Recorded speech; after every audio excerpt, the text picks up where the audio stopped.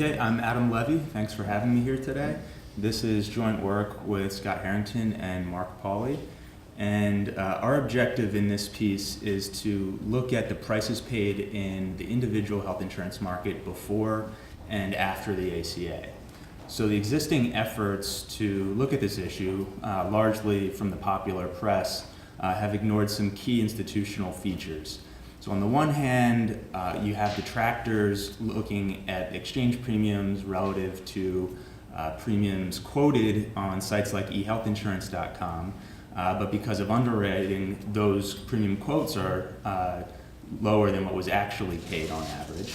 And on the other hand, you've got supporters of the ACA comparing exchange rates to the small group insurance premiums, which in generally were much more generous compared to the individual market.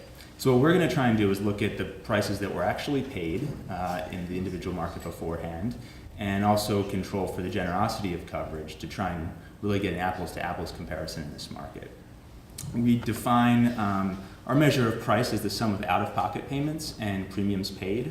So this is important because just looking at premiums ignores the fact that there's an inverse relationship between coverage, generosity, and premiums. So you have to pay a lot more to get a policy with lower cost sharing, for example. We're going to ignore risk reduction benefits coming about through insurance, which we certainly acknowledge are important. In ongoing work, we are putting this more in terms of utility relevant measures like certainty equivalence that take account of differences in the variance of out-of-pocket payments before and after reform. We're also ignore the breadth of coverage networks. So with that, sort of those caveats aside, we're going to look at 36 federal exchange states where the government's managing the exchanges, and then California. And we use the CPS data for premiums and out-of-pocket payments paid beforehand, and then to get out-of-pocket payments paid after reform, we run total spending distribution from the Medical Expenditure Panel survey through representative benefit designs for silver and bronze plans. And overall, we find that there's a moderate increase in prices for the previously insured, which was probably due to higher risk populations post-ACA. And then for the non-poor insured, we really just focus on those above 300% of the poverty line, which comprise most of the uninsured. We find that for these people, there's going to be a large financial burden.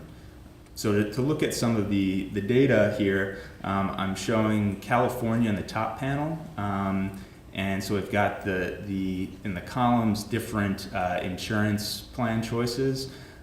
So unlike Ashley and John, we're being very generous in the mental faculties we're ascribing to consumers here, and assuming they might choose the minimum premium, which is certainly not realistic, but kind of pushes a lower bound, I suppose, on the post-ACA rates.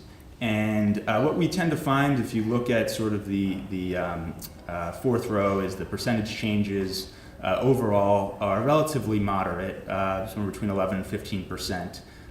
For space constraints, I'm not showing the breakdowns by age and sex in the federal health exchanges, but it's largely similar. And there's some modest reductions at older ages, but in general, these are people who were not priced out of the market beforehand, were able to buy insurance coverage, so it's not entirely surprising that they will be paying more post-ACA. For the previously uninsured, we were a little surprised by this. So here I've listed both California and the federal exchanges, and the low OOP out-of-pocket and high out-of-pocket estimates pertain to different spending distributions. So you might think that after the ACA, now that people have health insurance, they're going to spend a lot more than compared to when they were previously uninsured. So we just kind of bound what we expect to be reasonable spending distributions here. The key takeaway is that people are going to be spending a lot more after the ACA compared to when they were uninsured, somewhat paradoxically. This is because there was a lot of charity care, bad debt care, things that the patient didn't have to pay for. So essentially they had a policy with a $0 premium that covered about 70% of their spending, so between 60 and 70%. Now, of course, this is not good insurance coverage, and they probably didn't use a lot of care that they now would, but effectively now, since these people don't have subsidies, they'll be paying premiums for coverage that's about slightly more generous than they previously had. And so that's why we're finding that these people are actually spending a good chunk more post-reform.